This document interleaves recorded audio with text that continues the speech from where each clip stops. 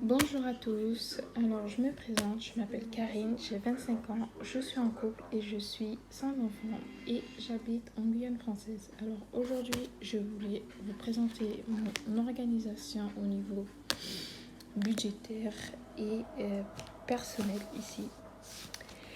Et voilà, de base, je cherchais depuis un moment déjà en fait un plein air.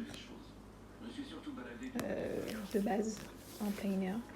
Mais malheureusement, je trouvais pas ce que je voulais. Par la suite, j'ai décidé de créer mon propre plein air avec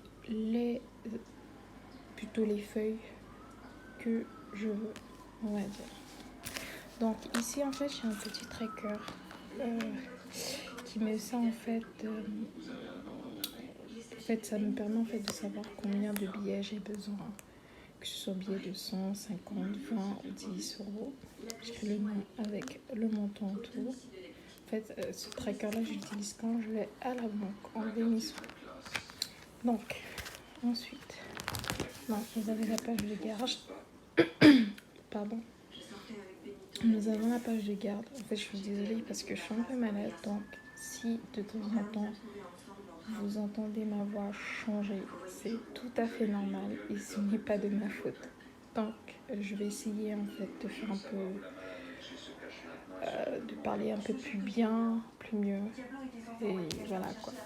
Donc ici, je disais en fait ça c'est ma page de garde, suivie de mes prévisions annuelles, où en fait je note tout ce qui est salaire, impôts, électricité, tout ce qui est eau, mutuelle, assurance auto, loyer et forfait téléphone. Après il y en a d'autres mais j'ai décidé de pas en fait de prendre uniquement ce que je trouvais primordial parmi les autres. Ensuite sur la page de derrière nous avons mes remboursements. En fait non, je me suis trompée, excusez-moi. Nous avons mon suivi de mon épargne annuelle. Donc j'ai tout ce qui est livret A. Comme j'ai un compte nickel, pour le moment, je ne mets pas. En fait, je ne mets rien dessus. Ensuite, il y a mon épargne enveloppe. Et un autre système que j'utilise, le système d'entraide. Voilà. Donc, forcément, nous sommes au mois de mars. Forcément, j'ai déjà versé 1000 euros. Voilà. Et voilà. Donc ici, ce sont mes objectifs. Pour le moment, je n'ai qu'un seul objectif et c'est mon objectif vacances 2022 où en fait, je prévois 3000 euros pour profiter des vacances. Voilà. Ensuite, il y a mes remboursements. Alors au niveau de mes remboursements, j'ai mon crédit auto où je paye 188,84 € et comme je prévois de faire une liquidation, donc j'ai demandé à mon conseiller au niveau de mon crédit combien il restait pour le mois de mars. Donc il me reste 3828,07 €. Donc voilà, donc j'espère que en 2 mois je liquiderai cette somme, plutôt ce crédit. Ensuite, il y a mon premier crédit conso. Normalement, il me reste à peu près, je dirais, 110 €. Et j'aurai atteint mon objectif j'aurai remboursé en fait. Ensuite, j'ai mon crédit conso 2 que j'ai déjà liquidé. J'ai liquidé ce crédit le 9 mars 2022. Enfin, 2021. Pardon. Donc, ici, alors, il faut savoir que j'ai commencé le système des enveloppes au mois de février. Donc voilà, au mois de février, comme j'ai... Donc, pour savoir ma feuille budgétaire, j'avais trouvé des exemples sur internet sur les youtubeuses françaises et américaines, donc qui étaient plutôt pas mal. Et voilà, j'ai décidé de prendre quelques exemples, quelques tableaux pour préparer ma feuille budgétaire. Donc ici, il y a mes revenus. Donc il faut savoir que certes, je suis en couple avec mon conjoint, mais je mets uniquement mes revenus à moi. Même si à côté, il participe aux prêts, aux frais de la maison, mais voilà, je mets uniquement mes revenus. Donc ici, je mets au niveau de mes revenus, je mets mon salaire. Ensuite, il y a mon tableau crédit, je mets mes crédits, mes dépenses fixes. Alors, il y a prévisionnel et réel. Donc, voilà. Ensuite, mes dépenses variables. Donc, les dépenses variables, comme je verse de l'argent, ce sont des épargnes que je mets de côté. Donc, voilà. Eau, électricité. Ensuite, il y a mes épargnes. En fait, ici, je regroupe tous mes épargnes. Que ce soit mon enveloppe épargne, l'entraide, livret A, nickel, bon, il y a les anniversaires et il y a les vacances. Donc voilà. Et ici, ce sont mes enveloppes. Alors, comme au mois de février, je venais de commencer le système des enveloppes.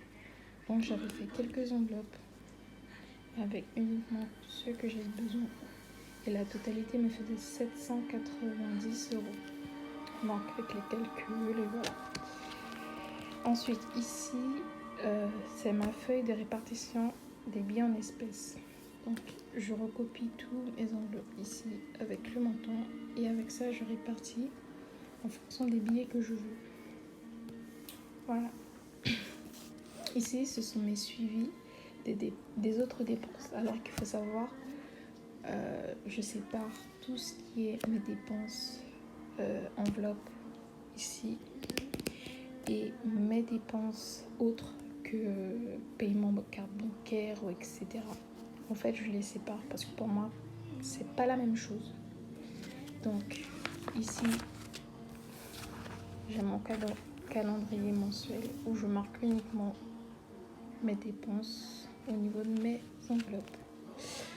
Donc, ici, nous avons prélèvement, tout ce qui est prélèvement, donc dépenses fixes, dépenses variables, santé, restaurant, beauté, transport, mise en paye. Je marque aussi ma paye personnelle, alimentation et retrait. Donc ça, c'est le mois de février. Ensuite, nous avons le mois de mars. Donc pareil, j'ai rempli ma feuille budgétaire du mois de mars. Donc tout ce qui était prévisionnel d'abord et ensuite tout ce qui est réel. Alors au niveau de mes enveloppes, j'ai rajouté des enveloppes supplémentaires comme santé 2 parce qu'il y a santé 1. Alors santé 1, c'est tout ce qui est pharmacie et santé 2, c'est tout ce qui est médecin, que ce soit dentiste ou bien ophtalmo. Donc ça, j'ai décidé de séparer les deux parce que pour moi c'est deux choses complètement à part. Ensuite Noël, maison, impôts. Donc pour le mois de mars je n'ai rien mis et voilà. Donc ici pareil, je répartis mes biens en espèces en fonction de ce que j'ai besoin pour remplir mes enveloppes et mes autres dépenses. Alors ici, voilà, pour le moment, pour le mois de mars. Ici, donc il reste normalement une semaine, plutôt la dernière semaine du mois de mars. Et je sais déjà à l'avance que je n'aurai rien à dépenser normalement pour la dernière semaine du mois de mars. Voilà. Voilà, voilà. Alors, si je devais... Alors, concernant mon but... Alors, il faut savoir que de base, j'ai mis de l'argent de côté dans mon enveloppe épargne et sur mon compte livret A, avec normalement les restes de la somme de mon salaire, normalement qui doit me rester sur mon compte. Mais comme j'ai décidé, par rapport plutôt à une youtubeuse qui justement fonctionne sur le système des enveloppes, elle avait expliqué quelque chose en fait qui était très important. C'est bien de se lancer sur les économies, budgétiser certaines choses et tout. Mais avant toute chose, la priorité en fait c'est au moins de liquider les crédits. Franchement, je trouve que la première chose à faire avant de pouvoir réellement épargner et mettre de côté, c'est au moins de liquider les crédits. Donc, j'ai récupéré l'argent qui était dans mon enveloppe épargne. J'ai remis sur mon compte pour pouvoir liquider justement mes crédits conso qui est là. C'est pour ça que j'ai pu liquider au moins le premier et le reste normalement au mois d'avril. Donc, par la suite, j'ai décidé de remplir mes feuilles budgétaires sur 3 mois.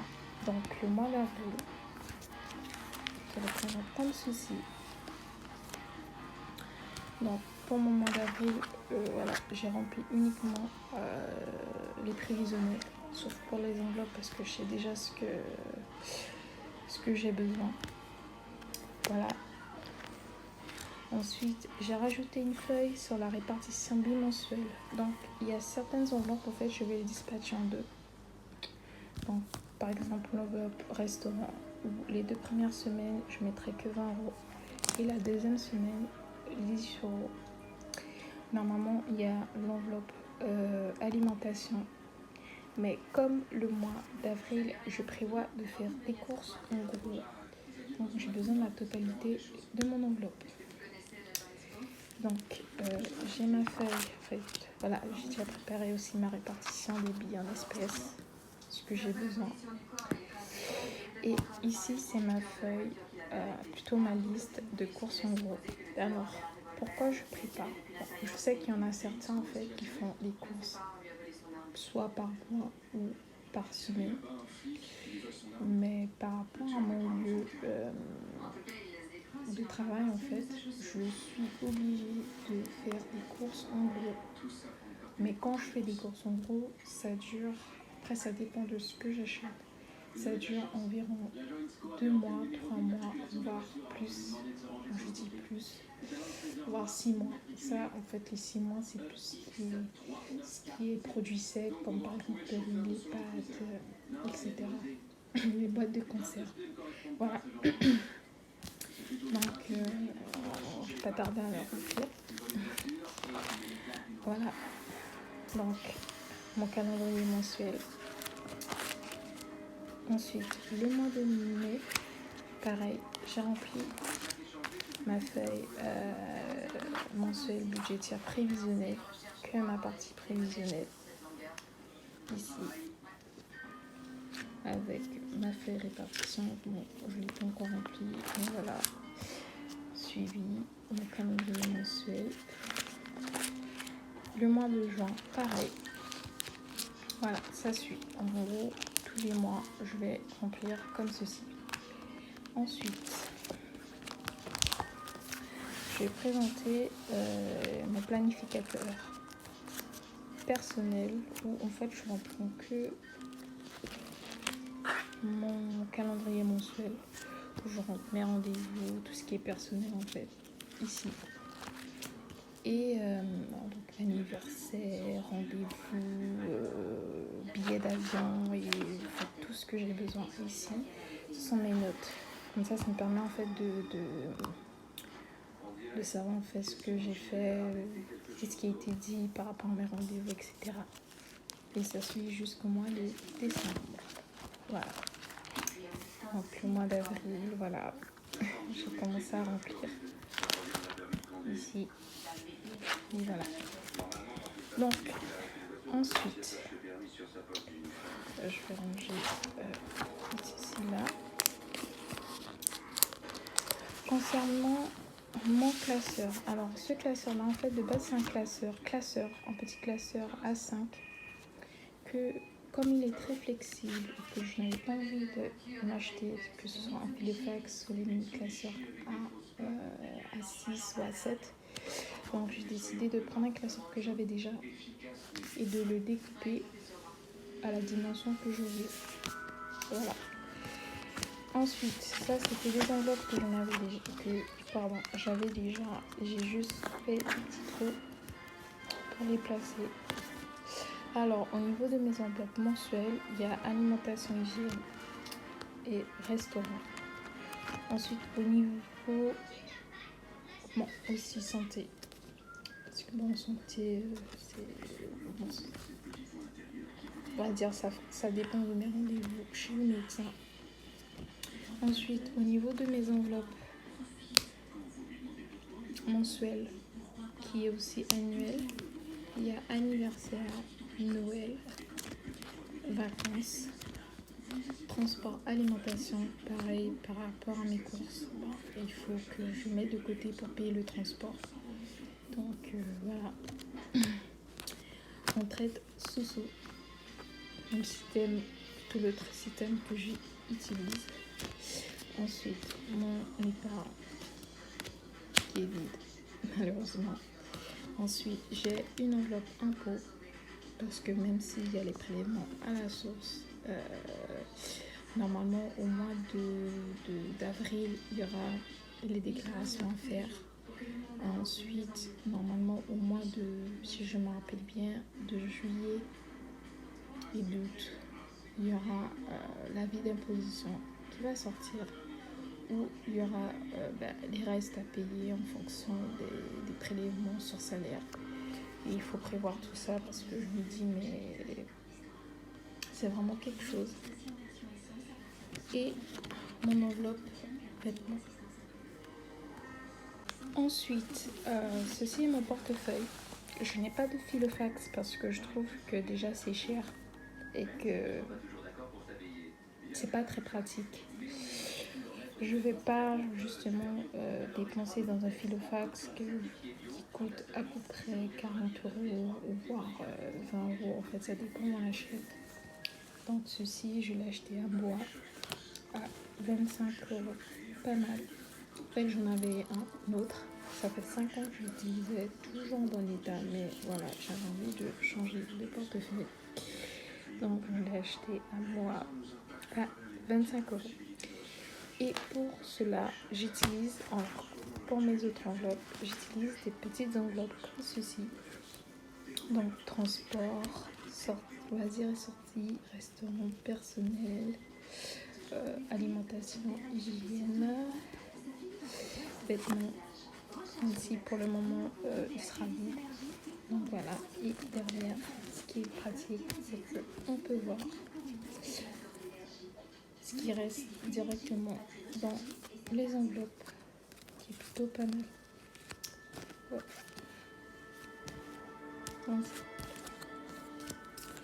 Donc, j'ai décidé de faire dans un petit format parce que c'est plus simple. J'ai pas besoin de... En fait, c'est plus pratique, je trouve. Des petits formats comme ceci qui rentrent parfaitement dans le portefeuille. Franchement, très simple, très pratique. On a juste besoin de sortir l'enveloppe que j'ai besoin. Et voilà. Donc, rendez-vous dans à peu près, je dirais dans une semaine pour le remplissage de mes enveloppes. Et je dis à la prochaine.